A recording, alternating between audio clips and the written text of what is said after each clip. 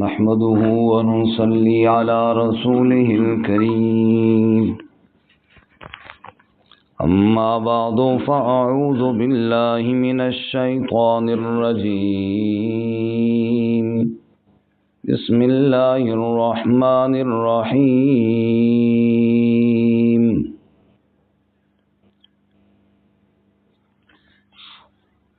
وَإِذْ أَخَذَ اللَّهُ مِيثَاقَ الَّذِينَ أُوتُوا الْكِتَابَ لَتُبَيِّنُنَّهُ لِلنَّاسِ وَلَا تَكْتُمُونَهُ فَنَبَذُوهُ وَرَاءَ ظُهُورِهِمْ وَاشْتَرَوْا بِهِ ثَمَنًا قَلِيلًا فَبِئْسَ مَا يَشْتَرُونَ لا تحسبن الذين يفرحون بما أتوا ويحبون أن يحمدوا بما لم يفعلوا فلا تحسبنهم بمفازة من العذاب ولهم عذاب أليم ولله ملك السماوات والأرض واللہ علی کل شیء قدیر سبحان ربک رب العزة عما یصفون وسلام علی المرسلین والحمد للہ رب العالمین اللهم صل على سيدنا ومولانا محمد وعلى آل سيدنا ومولانا محمد وعلى أصحاب سيدنا ومولانا محمد وبارك وسلم ثم صل عليه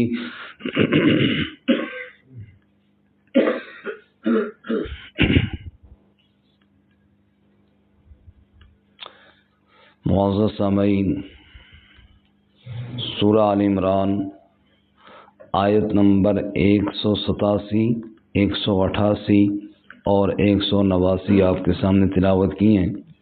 اللہ رب العزت ان آیات کے مطابق صحیح بیان کی توفیق عطا فرمائے اور ہمیں قرآن و سنت پر عمل کرنے کی توفیق عطا فرمائے۔ گزشتہ سبق میں یہود کی خباثتوں کا ہم نے ذکر پڑھا تھا۔ انہوں نے اللہ تعالیٰ کی ارشاد کی تکذیب بھی کی اور مذاق بھی اڑایا، رسول اللہ صلی اللہ علیہ وسلم کا انکار کیا اور کہا کہ اس رسول پر ایمان لانا ہے جو یہ معجزہ دکھائے کہ قربانی کے چیز کو بجلی جلائے۔ تو اللہ تعالیٰ نے فرمایا کہ ہر نے موت کو چکھنا ہے، تو اس لیے موت سے ڈرو اور آخرت کی تیاری کرو۔ پھر ایمان والوں کو تسلی دی کہ تمہاری آزمائشیں ضرور آئیں گی اور اہل کتاب تمہیں ایسے ایسے جملے کہیں گے جو تمہارے لیے تکلیف اور دکھ کا باعث ہوں گے، لیکن اگر تم نے صبر کیا اور تقوی اختیار کیا تو تم باہمت لوگوں میں شمار ہوگے۔ تو آج کے سبق میں بھی انہی اہل کتاب کا ہی ذکر ہے۔ فرمایا ایک طرف تو یہ جھوٹ بول کر رسول اللہ صلی اللہ علیہ وسلم کی نبوت کا انکار کر رہے اور کہتے ہیں کہ نہیں جی، ہم نے وعدہ کیا ہوا ہے اللہ سے کہ اسی رسول پر ایمان لائیں گے جو یہ معجزے دکھائے کہ قربانی کو آگ جلائے۔ دوسری طرف اپنی حالت ان کی یہ ہے کہ اللہ تعالیٰ نے ان سے وعدہ لیا ہوا ہے تورات میں، اور انہوں نے وعدہ کیا ہوا ہے اللہ سے کہ اللہ کی کتاب کو خوب بیان کریں گے اور چھپائیں گے نہیں، لیکن اس کے باوجود اب چھپا رہے ہیں، کیونکہ تورات میں رسول اللہ صلی اللہ علیہ وسلم کی صفتیں لکھی ہیں، آپ صلی اللہ علیہ وسلم کے صحابہ کی نشانیاں بھی لکھی ہیں۔ ذالک مثلہم فی التوراۃ ومثلہم فی الانجیل، صحابہ تک کی حالات وہاں پہ لکھی ہوئی ہیں۔ اب اگر یہ وہ بیان کرتے ہیں تو لوگ تو ایمان لاتے ہیں، اس لیے اس کو بیان ہی نہیں کرتے۔ خود اتنے بڑے دھوکے باز ہیں اور اللہ کی آیات کے ساتھ، خصوصاً تورات کی آیات کے ساتھ اس قدر چھپانے پہ لگی ہوئی ہیں کہ بیان ہی نہیں کرتے، اور الٹا جھوٹ یہ بول رہے ہیں جی ہمارے ساتھ اللہ کا یہ وعدہ ہوا۔ تم کون سے اللہ کے وعدے کو پورے کرنے والے ہو؟ چنانچہ ارشاد فرمایا وَإِذْ أَخَذَ اللَّهُ مِيثَاقَ الَّذِينَ أُوتُوا الْكِتَابَ، اور جب اللہ تعالیٰ نے پختہ وعدہ لیا ان لوگوں سے جو کتاب دیے گئے، لَتُبَيِّنُنَّهُ لِلنَّاسِ، کہ تم ضرور بیان کرو گے اس کو لوگوں کے لیے۔ لَتُبَيِّنُنَّهُ جو لفظ ہے اس میں شروع میں لام ہے، یہ تاکید کے لیے ہوتا ہے، لام ابتدائیہ تاکیدیہ، اور یہ جو آخر میں ہو سے پہلے نون شد والا ہے اس کو کہتے ہیں نون ثقیلہ، یہ بھی تاکید کے لیے آتا ہے۔ معنی یہ بنے گا تم ضرور بضرور بیان کرو گے اس کو، یہ دو دفعہ ضرور ہے، یعنی پہلے بھی لام کی تاکید ہے پھر نون کی تاکید ہے۔ جس کو اللہ تعالیٰ نے کتاب کا علم دیا اس پر ضرور بضرور اس کتاب کو بیان کرنا لازم ہے۔ اس لیے کتاب الہی اب اس وقت قرآن مجید ہے، اس وقت تورات تھی جو اللہ تعالیٰ نے ان سے، اس لیے اللہ نے تورات کا نام نہیں کہا، اللہ نے کتاب کہا ہے۔ کتاب اس وقت تورات تھی، انجیل تھی، اور اب کیا ہے؟ قرآن مقدس ہے۔ رسول اللہ صلی اللہ علیہ وسلم تشریف فرما تھے نا، حضرت عمر رضی اللہ تعالیٰ عنہ ایک دفعہ یہودیوں کے پاس گئے اور تورات کی کچھ باتیں لکھوا کر لے، آپ صلی اللہ علیہ وسلم کے سامنے آ کر پڑھنا شروع کر دیں۔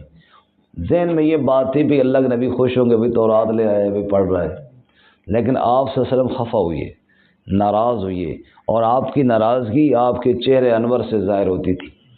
تو حضرت عمر رضی اللہ تعالیٰ عنہ کو توجہ دلائی گئی، بھئی عمر تم تو پڑھے جا رہے ہو، رسول اللہ صلی اللہ علیہ وسلم کے چہرے کی طرف نہیں دیکھتے۔ حضرت عمر رضی اللہ تعالیٰ عنہ کو جب محسوس ہوا کہ اس بات سے اللہ کے نبی خوش نہیں بلکہ خفا ہو رہے ہیں، تو انہوں نے فوراً وہ تورات کے ورقے لپیٹ کے رکھ دیے اور ارشاد فرمایا، رضیت باللہ ربا وبالاسلام دینا وبمحمد نبیا، میں تو اللہ کے رب ہونے پر راضی ہوں، اسلام کے دین ہونے پر راضی ہوں، محمد صلی اللہ علیہ وسلم کے نبی ہونے پر راضی ہوں۔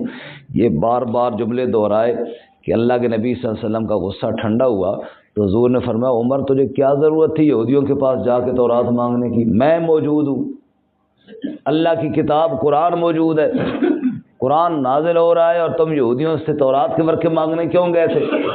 پھر آپ صلی اللہ علیہ وسلم نے فرمایا، عمر تم تو تورات کے ورقے لے کر آئے ہو نا، آج اگر وہ موسیٰ علیہ السلام بھی آ جائیں جن پہ تورات نازل ہوئی ہے، خود موسیٰ علیہ السلام بھی، ما وسعوا الا اتباعی، ان پر بھی میری اتباع کرنا لازم ہے، اور اگر تم مجھے چھوڑ کر ان کے پیچھے چڑھو گے تو لَضَلَلْتُمْ عَنِ الْهُدَىٰ، اب بھٹک جاؤ گے۔ کیوں؟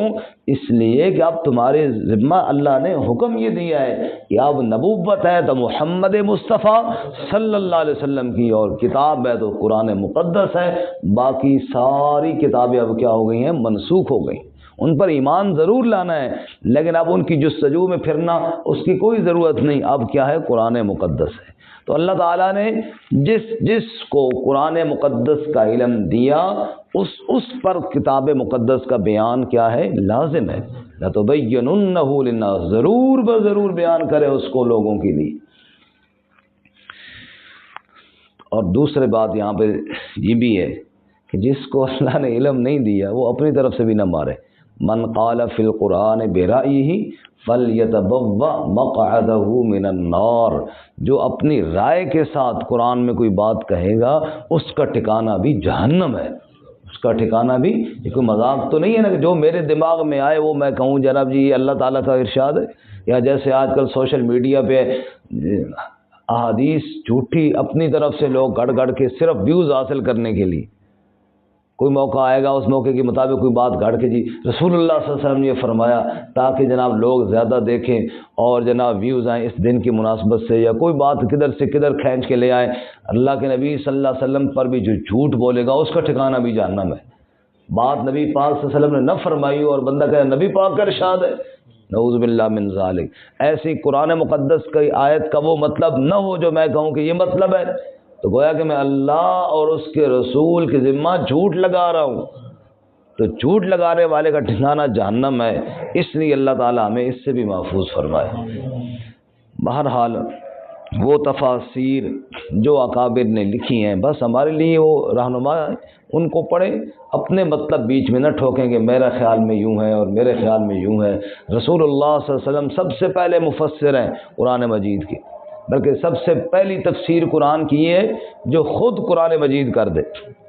بعض جگہ ایسے ہوتا ہے قرآن مجید میں ایک جگہ پر ایک بات تفصیل سے بیان نہیں کی جاتی، دوسری جگہ خود اللہ تعالیٰ بیان فرما دیتے ہیں، تو یہ سب سے بڑی بات ہے۔ آپ دیکھیں صراط الذین انعمت علیہم، انعام یافتہ لوگ کون ہیں؟ تفصیل یہاں سورہ فاتحہ میں کوئی نہیں، لیکن دوسری جگہ پہ اللہ نے خود تفصیل کر دی، اولئک الذین انعم اللہ علیہم من النبیین والصدیقین والشہداء والصالحین، یہ ہیں انعام یافتہ لوگ۔ تو یہ قرآن نے خود تفسیر کر دی ہے، کسی اور تفسیر کی ضرورت ہی نہیں پیش آئی۔ یا دوسرے نمبر پہ رسول اللہ صلی اللہ علیہ وسلم نے جو تفسیر فرمائی ہو، سب سے بڑی تفسیر تو وہ ہے جو اللہ کے پاک نبی صلی اللہ علیہ وسلم نے فرمائی۔ پھر اس کے بعد اقوال صحابہ ہیں یا پھر وہ جمہور مفسرین ہے کہ سب کی کیا رائے ہے۔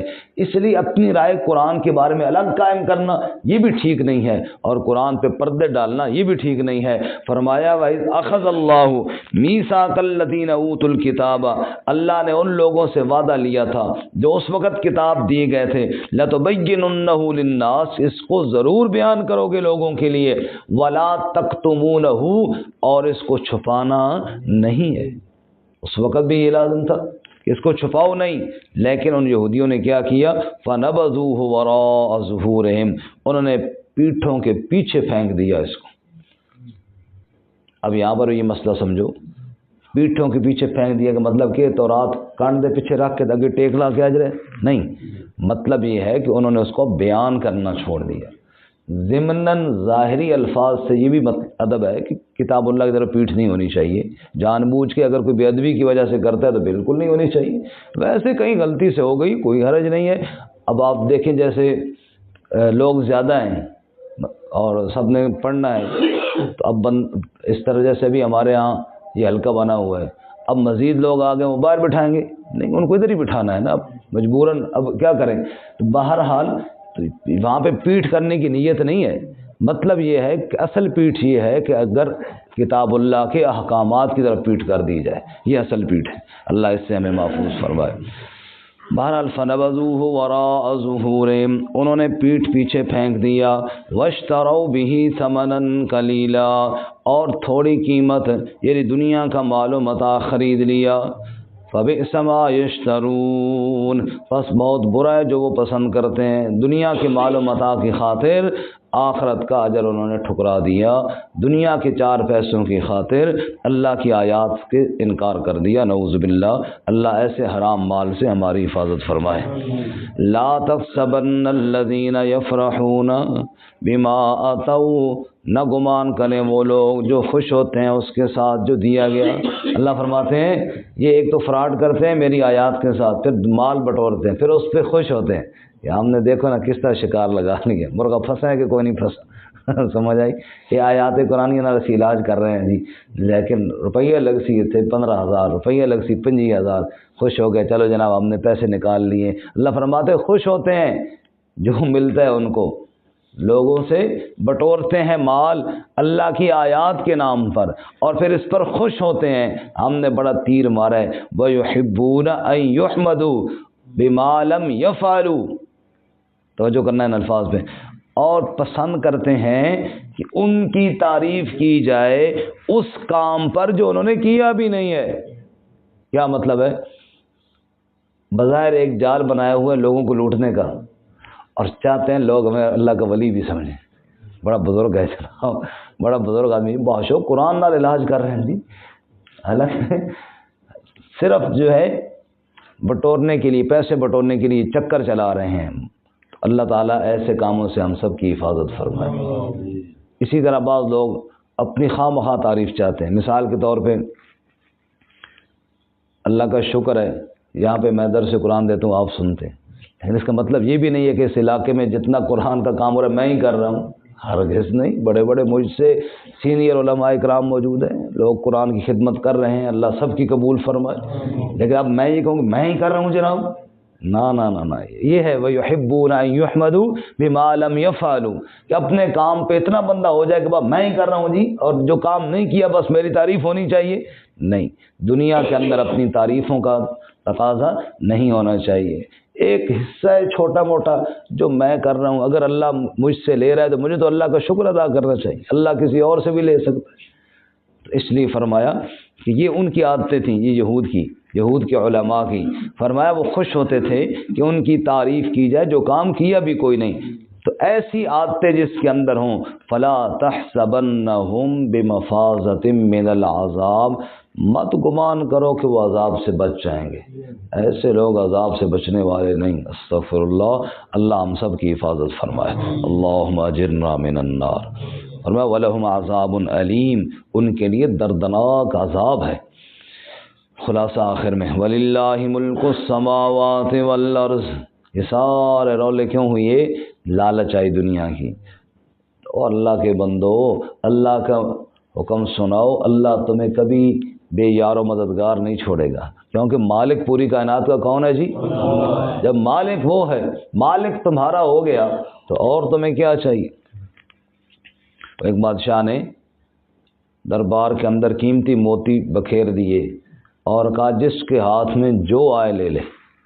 کوئی ادھر بھاگا، کوئی ادھر بھاگا، ہر ایک کی جناب کوشش، جیسے بارات کا کھانا کھل جاتا ہے، ہر ایک کو جب باہر سے لے کے آنا ہو نا بوفے سے، تو پھر ہر ایک بھاگتا ہے کہ ذرا میں پہلے پلیٹ بھر کے لے آؤں. ایسے بھاگے سارے، وہ جناب اکٹھا کر رہے ہیں. وہ جو قریب خادم تھا وہ بادشاہ کے نا کندھے پہ ہاتھ رکھ کے کھڑا اور کسی موتی کی طرف نہ گیا. بادشاہ نے اس سے کہا بیوقوف تو بھی تو جانا، تو نہیں جا رہا؟ اس نے کہا جی میں نے موتی لے لیے نا. کون سا؟ کہا جی آپ کے کندھے پہ ہاتھ رکھے ہوئے. بادشاہ میرا ہے، میں نے موتی نہ لکھے. جب بادشاہ میرا ہو گیا تو موتی میرے ہی ہو گئے. یہ بات ہے. رب کہتا ہے تم دنیا کے پیچھے بھاگ رہے ہو، تم مالک الملک کو چھوڑ دیا تم نے، تم رب کے ساتھ بناؤ، خزانے سارے تمہارے ہی ہیں. وَلِلَّهِ مُلْكُ السَّمَاوَاتِ وَالْأَرْضِ، اللہ ہی کے لیے ملک آسمانوں اور زمین کا. وَاللَّهُ عَلَى كُلِّ شَيْءٍ قَدِيرٌ، اور اللہ ہر شے پر قدرت رکھنے والا ہے. ہمارے استادوں کے استاد شیخ القرآن رحمۃ اللہ علیہ فرمایا کرتے تھے اپنے طالب علموں کو سمجھانے کے لیے، بھئی دیکھو اللہ تعالیٰ رزق تو درندوں کو بھی دیتا ہے، بلیوں کو بھی دیتا ہے، کتوں کو بھی دیتا ہے، مکھیوں مچھروں کو بھی دیتا ہے. سب کا رازق کون ہے؟ اللہ تعالیٰ دے رہا ہے. تم اللہ کی کتاب کی خدمت کرنا اور اس بات پہ سوچنا بھی نہیں کہ ہم بھوکے مریں گے. جو اللہ کی کتاب کو بیان کرے گا اللہ اسے کبھی بھوکا، جو جانوروں کو دے رہا ہے اس کو نہیں دے گا اللہ تعالیٰ. تو بہرحال اللہ تعالیٰ یہی بات سمجھا رہے ہیں، تمہیں میں نے کتاب کا علم دیا، تمہیں اس کو بیان کرنا چاہیے. باقی تم روزی کے پیچھے بھاگتے ہو تو مالک تو پوری کائنات کا اللہ تعالیٰ ہے. اللہ تعالیٰ ہمیں عمل کی توفیق عطا فرمائے. ترجمہ دوبارہ سنیں. وَإِذْ أَخَذَ اللَّهُ مِيثَاقَ الَّذِينَ أُوتُوا الْكِتَابَ، اور جب اللہ تعالیٰ نے پختہ وعدہ لیا ان لوگوں سے جو کتاب دیے گئے، لَتُبَيِّنُنَّهُ لِلنَّاسِ، کہ تم ضرور بیان کرو گے اس کو لوگوں کے لیے، وَلَا تَكْتُمُونَهُ، اور چھپاؤ گے نہیں. فَنَبَذُوهُ وَرَاءَ ظُهُورِهِمْ، پس پھینکا انہوں نے اس کو پیٹھوں کے پیچھے. وَاشْتَرَوْا بِهِ ثَمَنًا قَلِيلًا، اور خریدا اس کے بدلے میں تھوڑی قیمت کو. فَبِئْسَ مَا يَشْتَرُونَ، پس برا ہے جو انہوں نے پسند کیا. تھوڑی قیمت سے مراد دنیا کی قیمت ہے. دنیا کی قیمت زیادہ بھی مل جائے تب بھی تھوڑی ہے، دنیا ہے ہی تھوڑی.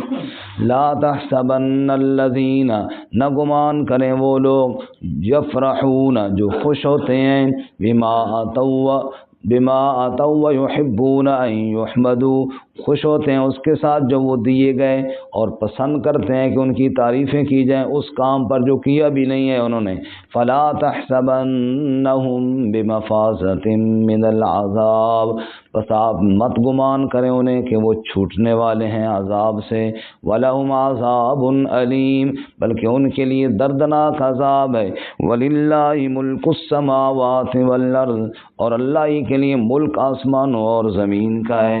وَاللَّهُ عَلَى كُلِّ شَيْءٍ قَدِيرٌ، اور اللہ ہر شے پر قدرت رکھنے والا ہے.